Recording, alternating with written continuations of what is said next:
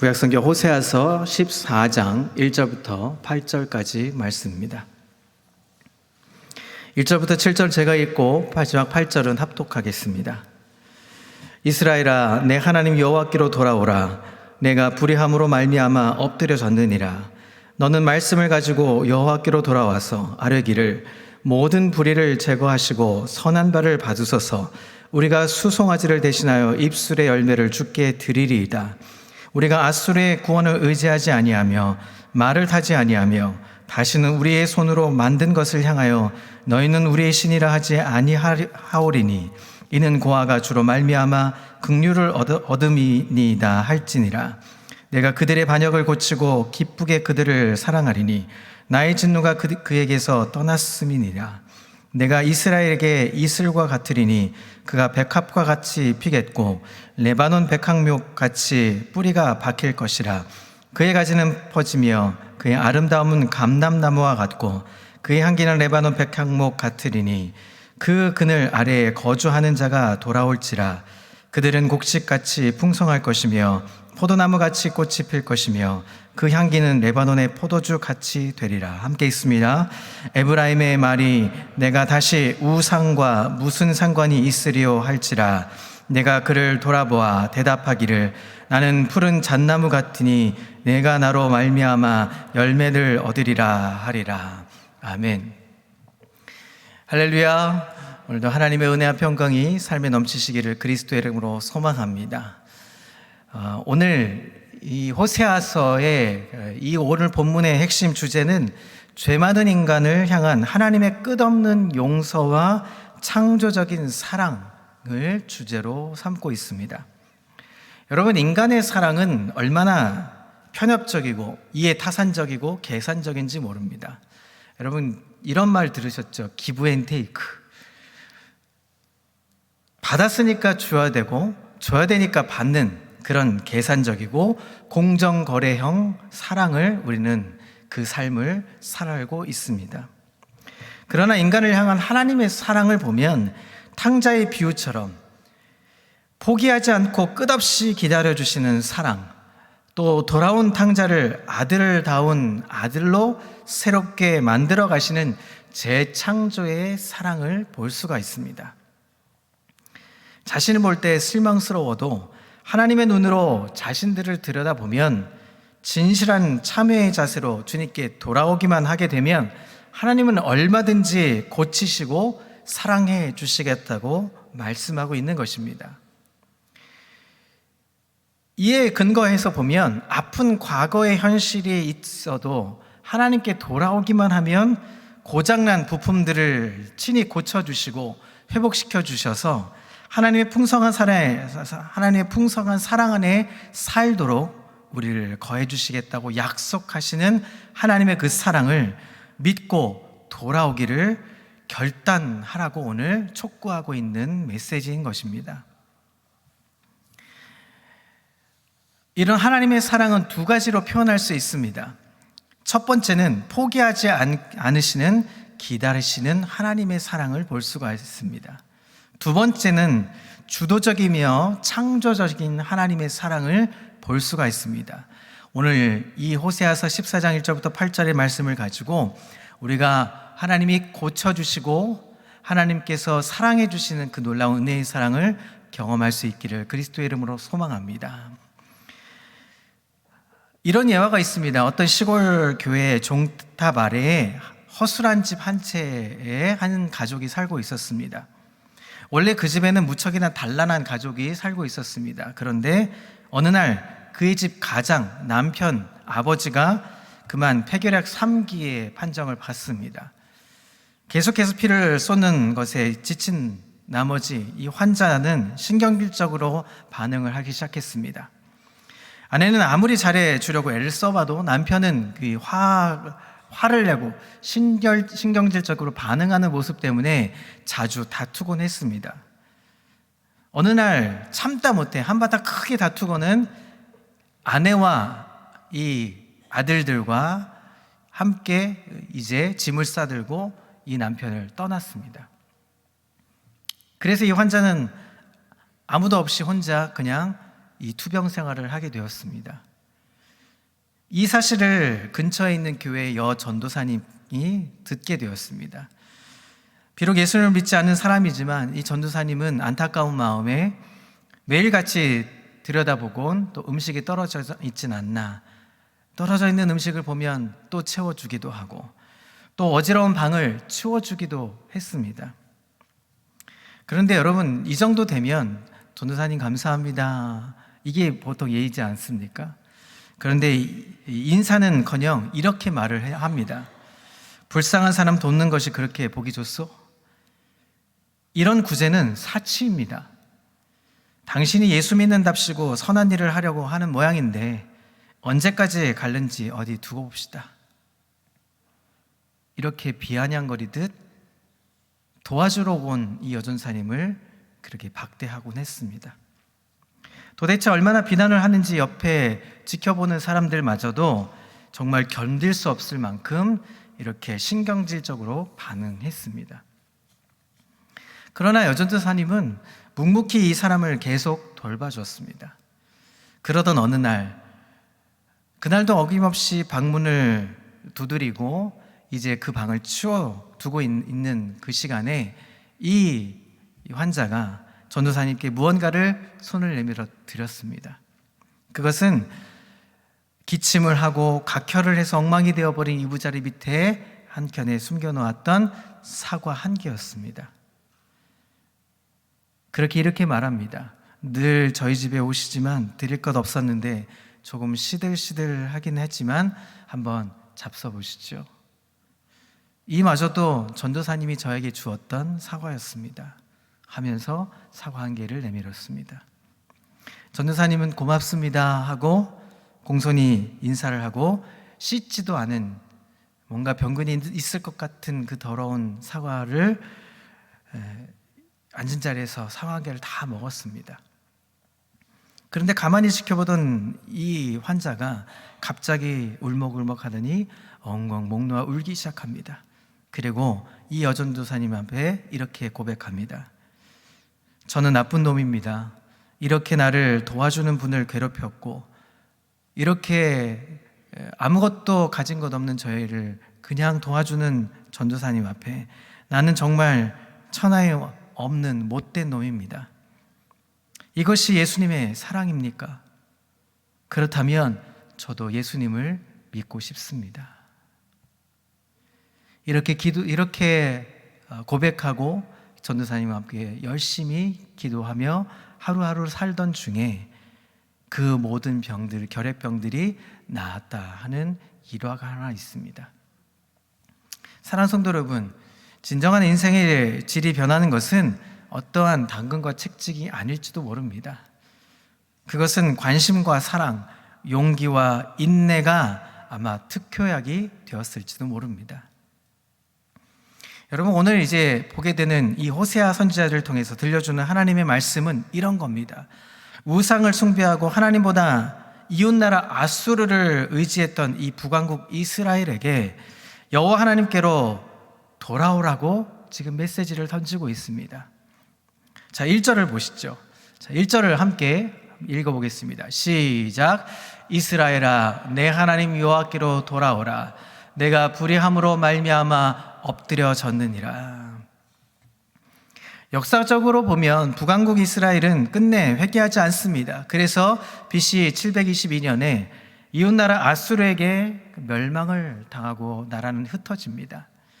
그러나 하나님은 그들의 패역함으로 인해서 단번에 심판하시는 하나님은 아니셨습니다.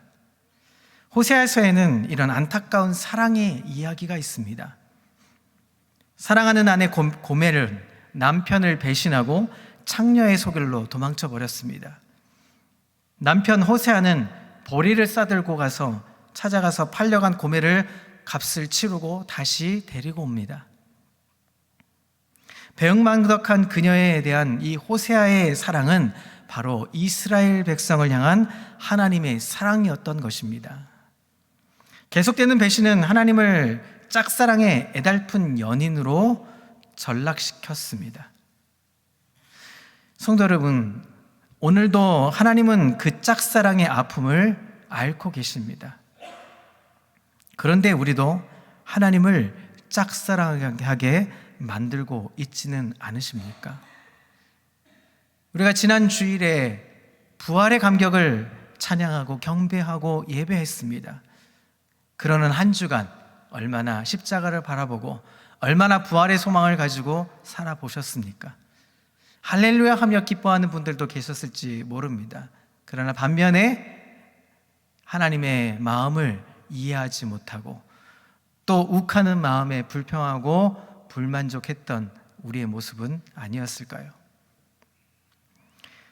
선지자 호세아는 그 같은 고통을 가정 안에서 겪으면서 하나님의 영적 부인인 이스라엘이 얼마나 영적인 남편인 하나님의 품을 떠나서 우상 숭배하고 영적인 간음을 하고 있는지를 생생하게 선포하고 있습니다. 그리고 이스라엘 향한 하나님의 사랑이 얼마나 큰지, 그 끝없는 하나님의 사랑과 용서와 자비와 회복의 은혜를 선포하는 것입니다. 비록 넘어지고 실패했을지는 모르지만 다시금 하나님의 품으로 돌아오기만 한다면 치유와 회복의 은혜를 분명히 맛보게 될 것을 오늘 호세아 선지자가 이스라엘 백성들에게 호소하고 있는 것입니다. 오늘의 핵심 구절은 바로 4절에 있습니다. 자, 4절 함께 읽어보겠습니다. 4절입니다. 시작. 내가 그들의 반역을 그치고 기쁘게 그들을 사랑하리니 나의 진노가 그에게서 떠났음이니이다. 오늘 그래서 제목이 이렇습니다. 고치고 기쁘게 그들을 사랑하리니 라는 제목을 붙여봤습니다. 잘못된 과거와 아픔의 현실들이 있다고 해도 하나님께만 돌아오기만 하면 고장난 부품들을 친히 고쳐주시고 회복시켜주시고 하나님의 풍성한 그 사랑 안에 살도록 하나님은 그렇게 약속해 주셨다는 것입니다. 오늘 4절이 이야기합니다. 고치고 기쁘게 그들을 사랑하겠다. 한 병사가 사막에서 생활하는 어느 수도사를 찾아갔습니다. 하나님이 자신의 회개를 받아 주실지를 물었습니다. 그랬더니 이 수도사는 그에게 많은 것을 설명한 다음에 이렇게 물어봤습니다. 사랑하는 친구여, 자네는 옷이 찢어졌을 때 당장 그것을 버립니까? 병사가 대답합니다. 아닙니다. 그것을 다시 수선해서 입습니다. 그러자 이 나이든 수도사가 그에게 다시 반문합니다. 당신이 옷에도 그렇게 신경을 쓰는데 하물며 하나님이 자신의 형상대로 지음받은 피조물에 대해서 깊은 관심을 보이시지 않으시겠습니까? 사랑하는 성도 여러분, 만약에 돈이 찢어졌다면 어떻게 하시겠습니까? 돈이 10,000원짜리 지폐가 50,000원권의 지폐가 한 반쯤 이상 찢어졌습니다. 아니 아예 두 반절이 완전히 찢어졌습니다. 그러면 여러분 어떻게 하시겠습니까? 두 가지 방법이 있죠. 하나는 테이프로 이렇게 붙여가지고 다시 쓰는 방법. 또 하나는 은행에 찾아가서 신권으로 바꾸는 방법 있을 겁니다. 어쨌든 버립니까? 버리지 않으십니까? 버리지 않습니다. 왜 그렇죠? 돈이기 때문이죠. 버리지 않고 붙여 쓰는 것은 돈의 가치 때문입니다. 가치 없는 것은 버려도 아쉬움이 남지 않습니다. 이건 버려도 돼 하는 거는 가치를 두지 않죠. 가치가 있는 것은 버리지 않고 어떻게 해서든 붙여서든 아니면 다시 교환을 하든 어떤 방법을 써서라든 그것을 다시 사용하게 되어 있습니다. 마찬가지로 우리는 고귀한 하나님의 형상이기에 넘어지고 실패하더라도 하나님은 절대 버리시지 않는다는 사실을 기억하시기 바랍니다. 언제든지 돌이키고자 하면 고쳐주시고 회복시켜 주시며 다시 써주시겠다고 오늘 성경은 기록하고 있는 것입니다.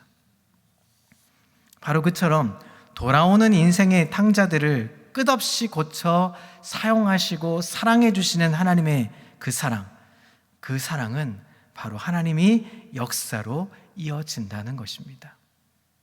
그와 같은 내용을 비유로 잘 말해준 신약의 말씀이 우리가 잘 아는 누가복음 15장에 나온 탕자의 비유입니다. 사실 탕자의 비유 주인공은 탕자가 아닙니다. 돌아온 탕자가 아닙니다.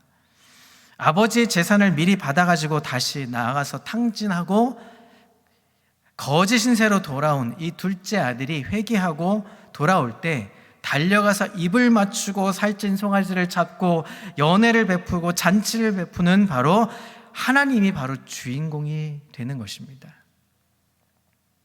우리는 호세아 선지자를 통해서 들려주시는 것은 내가 그들의 반역을 고치고 기쁘게 그들을 사랑하리니, 이 말씀인 것입니다. 집을 나간 아들을 환영하는 탕자의 아버지의 모습을 통해서 하나님의 사랑이 어떠한 것인지 느끼게 해주시는 것입니다. 그래서 그것은 먼저 포기하지 않으시고 기다리시는 하나님의 사랑을 엿볼 수가 있는 것입니다. 우리가 이 호세아서 14장 1절부터 8절에 기록된 첫 번째 우리가 기억해야 될 것은 하나님은 절대 우리를 포기하시지 않고 기다리시는 하나님의 사랑이라는 것입니다. 여러분, 탕자가 허랑방탕한 삶을 살다가 인생의 한계의 상황에 부딪히면 어떻게 합니까? 회개하고 아버지의 품으로 돌아오면 되는 것입니다. 여러분, 보통 이 비유를 생각해 보면 우리도 그럴 수 있을 거라고 생각하시죠. 우리도 이제 자녀가 있고 혹시 자녀가 그렇게 한다면 우리도 하나님처럼, 우리도 그 탕자의 아버지처럼 잘했다, 아유 내 새끼 하면서 품고 다시 잔치를 베풀면서 할 수 있을 거라고 생각할지는 모르지만 세상에 살면서 그런 부모는 많지 않더랍니다. 이렇게 얘기하죠. 꼴 좋다. 내 재산 그렇게 다 가져가고 그렇게 탕진하고 무슨 낯짝으로 이렇게 다시 와. 으이그.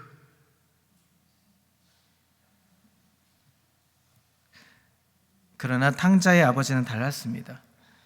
언제나 집을 나간 자식이 돌아오는지 틈틈이 집에서도 먼 곳을 주시하고 있었습니다. 누가복음 15장 20절은 이렇게 말을 합니다. 이에 일어나서 아버지께로 돌아가리라.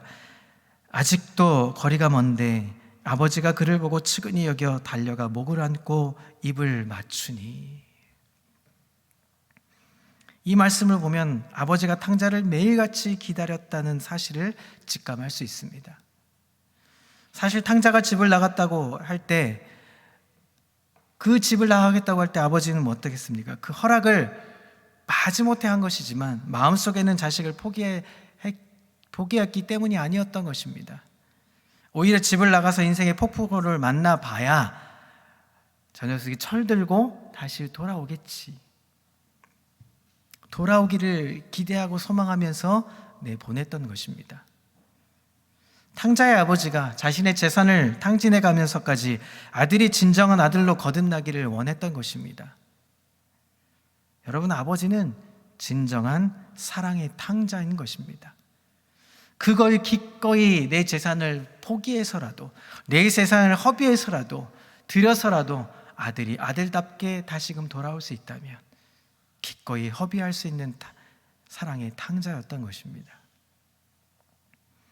그 아들이 바로 세워지기 위해서라면 자신의 선물이 사라져가는 희생도 기꺼이 기쁨으로 감수하시는 아버지였기 때문입니다. 하나님은 그래서 우리에게 은혜로 주신 이 인생의 박넝쿨을 사라지게 하면서까지 하나님은 하나님의 자녀들을 인생의 폭풍 가운데로 내모실 때가 있습니다. 여러분, 우리는 인생길에 폭풍과도 같은 일들을 자주 만나지 않습니까? 그것은 하나님의 자녀로 성숙의 자리로 나아갈 수 있도록 우리를 성장시키기 위한 걸음이라는 것을 잊지 않으시는 저와 여러분 되시기를 그리스도 이름으로 소망합니다. 그래서 탕자의 아버지는 아들이 집을 나간 이후에도 매일같이 아들을 위해서 기도했을 것입니다. 돈을 못 벌어도 좋아. 이 아버지가 있는 집으로 다시 돌아오렴. 기도하는 마음으로 하루하루를 살아갔을 겁니다. 진정한 인생의 폭풍우를 만났을 때도 삶을 포기하지 않도록 아들을 위해 기도했을 겁니다. 사랑하는 성도 여러분, 오늘도 우리의 인생길에서 성령이 말할 수 없는 탄식으로 우리의 인생의 곁길로 가는 우리를 위해서 간구하고 계심을 잊지 않는 저 사람 되시기를 그리스도 이름으로 소망합니다. 여기에 우리를 포기하지 않고 기다리시는 하나님의 아버지의 사랑을 우리가 볼 수 있는 것입니다. 오늘 본문 1절의 말씀처럼 우상 숭배를 하는 이스라엘에게 돌아오라는 음성이 아직도 들려오고 있다는 것은 이스라엘에게 소망을 가져다 주는 것입니다.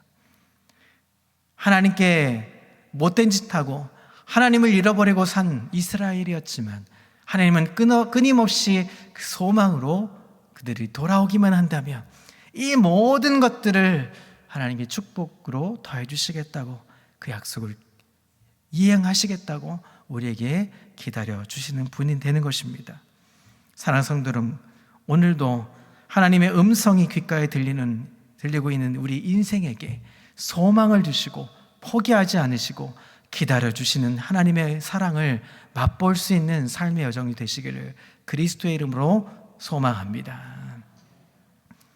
두 번째로 우리가 생각해야 될 것이 있습니다. 그것은 하나님의 아버지의 주도적이며 창조적인 사랑을 이야기하고 있습니다. 4절의 본문의 말씀, 내가 그의 반역을 고치고 기쁘게 사랑하리니, 이 말씀, 하나님의 말씀은 뒷짐지고 기다리시는 하나님이 아니었던 것입니다. 이전에 고장난 인생을 새로운 존재로 탈바꿈시키겠다는 하나님의 창조적인 사랑이었던 것입니다. 영국의 유명한 바이올리니스트가 있습니다. 피터 그루퍼라는 사람이 있습니다. 그 사람이 갖고 있던 악기가 스트라디바리우스가 만든, 아주 유명한 장인 스트라디바리우스가 만든 아주 값진 바이올린을 갖고 연주를 할 때였습니다. 어느 날 연주를 하고 있는데 이 연주를 막 열정적으로 하다 보니까 갑자기 이 난간에 갑자기 이렇게 넘어지게 돼서 이 귀한 바이올린을 이제 깨트리고 망쳐버렸습니다. 안타까워하면서 이 악기를 가장 잘 수리를 할 수 있는 이 악기 수리공에게 맡겼습니다. 그때 이 수리를 잘 해가지고 오히려 이전보다 더 아름다운 연주를 해서 많은 사람들에게 찬사를 받았다는 일화가 있습니다. 사랑하는 성도 여러분, 어떻게 보면 우리는 죄로 인해서 다 깨어지고 금이 간 인생들 아니겠습니까? 우리가 온전한 인생으로 살아가기가 쉽지가 않습니다. 그래서 우리는 언제나 죄로 인해서 깨어지고 부서지고 연약해서 우리는 제대로 연주할 수 없는 악기일 수밖에 없습니다. 주님의 사랑의 손길이 아니었으면 고침받을 수 없는 상처투성이의 모습으로 우리는 살아갈 수밖에 없습니다. 그런 우리의 인생을 그리스도께서 사랑의 손길로 붙잡아 치료해 주셨던 것입니다. 그것이 바로 십자가의 사랑이었던 것입니다. 그리고 우리를 새 사람이 되게 변화시켜 주시면서 오늘도 하나님의 형상을 회복할 수 있도록 은혜를 주셨다 하는 것입니다. 그것이 부활의 신앙 아니겠습니까? 여러분, 예수님의 제자 중 수제자 베드로 잘 아시죠? 그가 얼마나 주님의 마음을 아프게 했는지 모릅니다. 멋진 신앙 고백을 했죠. 주는 그리스도시요 살아계신 하나님의 아들이십니다. 막 이런 고백을 하면서 막 우쭐대기도 하고 하나님의 그 은혜를 경험도 했습니다. 그런데 그 멋진 고백을 하고 예수님의 십자가 행을 만류하다가 사탄아 내 뒤로 물러가라, 너는 나를 넘어지게 하는 자로다 책망받기도 하고, 뿐만 아니라 예수님이 체포되자 다른 사람들 부인해도 자신은 부인하지 않겠다고 그렇게 단언하고 선언했던 베드로 3번이나 예수를 모른다 저주하면서 부인했던 자 아니었겠습니까? 주님이 이런 인간적인 허물과 연약함만을 여러분 생각했다면 예수님 얼마나 실망했겠습니까? 그러나 주님은 애당초 그의 먼 미래를 보셨습니다. 네가 3번 나를 부인할 거야. 그렇지만 그럼에도 불구하고 베드로를 사랑하셔서 부활하시고 승천하시면서 베드로를 찾아가셔서 내 양을 먹이라. 너는 나를 사랑하느냐? 내 양을 치라. 너는 나를 사랑하느냐? 예, 주님밖에 없습니다. 이런 고백을 하기까지 예수님은 그를 사랑하셨던 것입니다. 끝없이 사람을 고쳐가시면서 빚어가시면서 하나님의 창조적인 사랑을 이 연약한 우리에게, 연약할 수밖에 없는 우리에게 강하게 붙들어 주시고 강하게 만들어 주셨고, 무능한 자일 수밖에 없는 우리를 능력의 사람으로 고쳐 세워서 회복시켜서 하나님의 능력의 자리로 우리를 인도해 가시는 하나님의 창조적이고 주권적인 사랑을 우리에게 말씀해 주셨다 하는 것입니다. 그래서 어느 신학자가 이렇게 말합니다. 하나님은 사랑의 대상을 찾아 헤매시는 분이 아니십니다. 사랑의 대상을 창조하시며 사랑하시는 분이십니다. 하나님은 사랑할 만한 자를 찾아서 그런 사람만 골라서 사랑하시는 분이 아니시라는 것입니다. 사랑할 수 없는 자를 사랑할 만한 자로 만들어 주시는 분이 우리의 하나님이 되어 주시는 것입니다. 우리가 어떻게 하나님을 사랑할 수 있다고 고백할 수 있겠습니까? 여러분, 우리가 1000만 번 하나님을 사랑합니다라고 외쳐 부르지만 우린 진짜로 하나님을 사랑할 수 있는 존재들이 아닙니다. 그럼에도 불구하고 하나님은 하나님의 사랑을 보여주셔서 우리를 그 십자가의 사랑으로 인도해 주시며 내가 너를 사랑한다, 네가 나를 사랑하지 못할 때라도 나는 너를 사랑한다 말씀해 주시는 하나님의 사랑이신 것입니다. 심지어는 원수 같은 자라도 사랑하시겠다고 말씀하고 계십니다. 하나님은 오래전부터 재활용의 은혜를 아시는 분이셨습니다. 이게 무슨 말이냐 하면 완전히 폐기 처분될 수밖에 없는 버림받은 인생들이었지만 그 하나님께서 말씀과 성령의 은혜로 수술해 주셔서 주님의 영광을 드러내는 의의 병기로 새롭게 고쳐 쓰시는 재활용의 은혜, 그 은혜와 사랑을 누리게 해 주셨다는 것입니다. 그런데 그 누군가의 약점과 허물을 고쳐주시기 위해서 내 편에서 그것을 끌어안아야 하는 것입니다. 그 대가를 고침받는 편에서 지불하는 것이 아니라 고쳐주시는 편에서 지불하셨다 하는 것입니다. 그것이 십자가의 사랑이라는 것입니다. 그래서 하나님 아버지는 탕자의 아버지가 되어주시는 것입니다.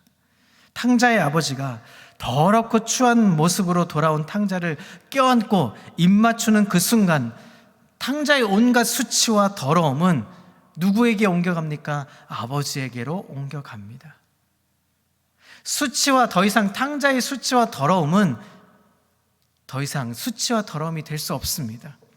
아버지의 아들이 되는 것이고 아버지의 아들로서 살게 되는 다시의 특권을 누리게 되는 것입니다. 탕자는 그 아버지의 사랑의 품에 안에 안겨만 있으면 오랫동안 맛보지 못했던 안식과 자유를 누릴 수 있게 되는 것입니다. 이것이 십자가 안에서 지불된 하나님의 사랑과 더불어 오늘도 하나님을 예배하는 가운데 이루어지는 은혜인 줄 믿고 그 은혜 아래 감격하며 매일매일 감사함으로 사는 멋진 하나님의 사람 되시기를 그리스도의 이름으로 소망합니다. 아울러서 우리는 생각해 봐야 될 것이 있습니다. 회개하고 돌아오는 자를 고치며 기쁘게 사랑하시는 하나님은 어떤 축복을 주시겠다고 약속하시는 것일까요? 그것이 바로 오늘 본문의 5절부터 8절까지의 이루어진 내용입니다. 먼저 하나님은 이슬과 같은 은혜를 주시겠다고 말씀하십니다. 여러분, 하늘에서 내리는 이슬은 죽어가는 초목을 소생시키는 데 있습니다. 새벽에 이슬이 맺혀지면 모든 풀밭이 다시 생기 있게 살아납니다. 그렇듯 하나님은 그런 소생시켜주시는 은혜를 맛보게 해주시겠다고 말씀하고 있습니다. 영적으로 메마른 이스라엘 공동체에게 생기를 불어주시겠다고 성경은 말씀해주고 있습니다. 그리고 백합화와 같이 피겠고 감람나무와 같고 레바논 백향목 같고 푸른 잣나무 같겠다고 말씀하고 있습니다. 그것은 울창한 나무의 그 그늘 아래 많은 사람들이 쉬듯이 이스라엘이 번성함으로 만민이 안식을 누리게 했다고 예언해 주시는 말씀인 것입니다. 이것은 마치 탕자가 돌아올 때 살찐 송아지를 잡고 가락지를 끼우고 흰 옷을 다시 입히고 새로운 신발을 다시 신기는 그 축복을 받는 것처럼 아버지 집안에 주어지는 그 약속의 축복을 다시금 회복시켜 주시고 누리게 해 주시겠다고 말씀하시는 것입니다. 따라서 이같이 하나님의 그 사랑, 하나님이 주시는 축복에 단 하나의 조건이 있음을 기억해야 합니다. 모든 우상과 죄악에서 벗어나서 하나님의 품 안으로 돌아오는 것입니다. 그럴 때 하나님께서 그 모든 축복을 다시금 누리게 해주시겠다는 것입니다. 더 구체적으로 14장 2절 이하에 있는 말씀처럼 말씀에 입각해 회개를 요청하고 있습니다. 자기 기준과 생각에 맞춘 회개가 아니었습니다. 하나님의 말씀의 거울에 비추어서 하나님 말씀이 기준이 되고 하나님 말씀의 방법으로 회개를 해야 하는 것입니다. 2절 끝에 보면 이런 말씀이 있습니다. 우리가 송아지를 대신하여 입술에 열매를 주께 드리리이다. 마음에서 우러나오는 진정한 회개와 고백이 없는 재물은 가치가 없습니다.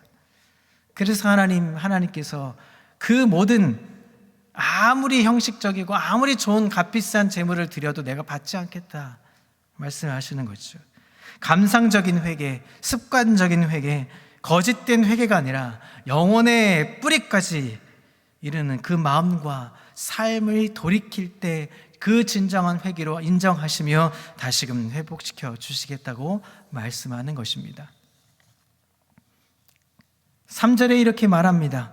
우리가 아수르의 구원을 의지하지 아니하며 말을 타지 아니하며 다시는 우리의 손으로 만든 것을 향하여 너희는 우리의 신이라 하지 아니하오리니 이는 고아가 주로 말미암아 긍휼을 얻음이니이다 할지니라.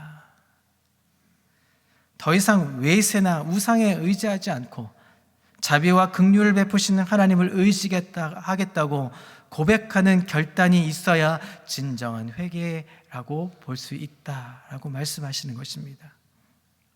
사랑하는 성도 여러분, 오늘날도 그리스도에게 전적으로 위임하고 오늘도 그리스도 앞에 항복하고 돌아온 사람만이 상처를 치유받고 모든 싸움에서 승리를 거둘 수 있게 해주신다는 것을 잊지 않고 믿음으로 살아가는 결단의 고백이 있기를 그리스도의 이름으로 소망합니다. 그래서 그리스도 안에는 4가지가 있습니다. 그리스도의 4가지. 그 4가지 첫 번째 한번 따라해 볼까요? 용서. 우리 안에 그리스도 안에 용서가 있습니다. 그리스도는 우리의 죄를 용서하시기 때문에 우리 안에 용서가 있습니다. 두 번째 따라해 볼까요? 평화가 있습니다. 그리스도는 우리의 마음에 평화를 주십니다. 우리가 기도할 때, 예배할 때 마음에 불안했던 것들, 불평했던 것들, 불만족스러웠던 것들이 한순간에 녹고 화평을 이루게 되는 것입니다. 세 번째 따라해 볼까요? 목적. 우리 안에 목적이 있습니다. 그리스도는 우리에게 삶의 목표와 목적을 주십니다. 그래서 우리가 하나님께 나아가면 우리에게 삶의 목표와 이유와 그 삶의 역할들을 우리에게 보여주시는 것입니다. 마지막으로 따라해 볼까요? 능력. 우리가 가장 좋아하는 말씀이죠. 우리 안에 능력이 있습니다. 그리스도는 능력이고 풍성할 삶을 살아가는 힘을 우리에게 공급해 주시는 것입니다. 그래서 우리 안에 4가지가 있습니다. 우리 안에 그 사랑의 존재는 바로 용서와 평화와 목적과 그리고 능력이 있다는 것을 우리는 기억해야 하는 것입니다. 사랑하는 성도 여러분, 이제 말씀을 좀 정리해 보려고 합니다. 오늘도 불신자나 심지어 믿는 자라 할지라도 하나님 아버지의 엄청난 사랑을 깨닫지도 누리지도 못하면서 사는 이유가 있습니다. 그 이유가 뭘까요? 오늘날 물질과 쾌락의 우상 안에서 자신을 잃어버리고 그렇게 허랑방탕하게 사는 탕자들이 많기 때문입니다. 믿음 안에 산다고 말을 하지만 실제로 하나님을 의지하는 것에 목적을 두지 않고 수단으로 교회 나오고 수단으로 하나님을 의지하는 것처럼 보이는 형식적인 그리스도인들이 얼마나 많습니까? 뿐만 아니라 그런 우상들로 인해서 인생의 진정한 목적과 삶의 방향을 잃어버린 사람들이 얼마나 많습니까? 교회는 나오지만 하나님을 잊어버리고 사는 사람들이 얼마나 많습니까? 하루 종일, 아니 일주일 내내 하나님을 잊어버리고 사는 인생. 그러다가 금요일 날 아차 해서 나오면 다행인데 그마저도 하지 못하고 주일날 어쩔 수 없이 끌려 나오는 인생들이 얼마나 많습니까? 오늘 우리에게 말씀하십니다. 여호와께로 돌아오라. 하나님의 기뻐하시는 삶의 자리로 돌아오라. 첫사랑의 자리, 헌신과 충성을 다짐했던 그 자리, 언약의 자리로 돌아오라. 그러면 내가 너희의 그 패역을 고치고 기쁘게 즐거이 사랑하겠다. 사랑하는 성도 여러분, 우리가 일주일 동안 부활의 신앙을 놓쳤다 하더라도 여러분 절대 불안하거나 두려워하지 마십시오. 하나님은 우리를 다시금 고치시고 재활용해 주셔서 우리를 하나님의 자리로 끌어올리시겠다고 말씀하시는 것입니다. 무엇만 하면요, 돌아오기만 하면 되는 것입니다. 우리 삶이 다시금 하나님께 돌이키고 하나님께 돌아와서 오늘 기도할 때 역사가 일어나고 내 부족했던 것들이 다시 세워져서 능력으로 향하시게 만드시는 하나님의 그 은혜를 체험할 수 있는 놀라운 기도의 시간이 되시기를 그리스도의 이름으로 소망합니다. 기도하겠습니다.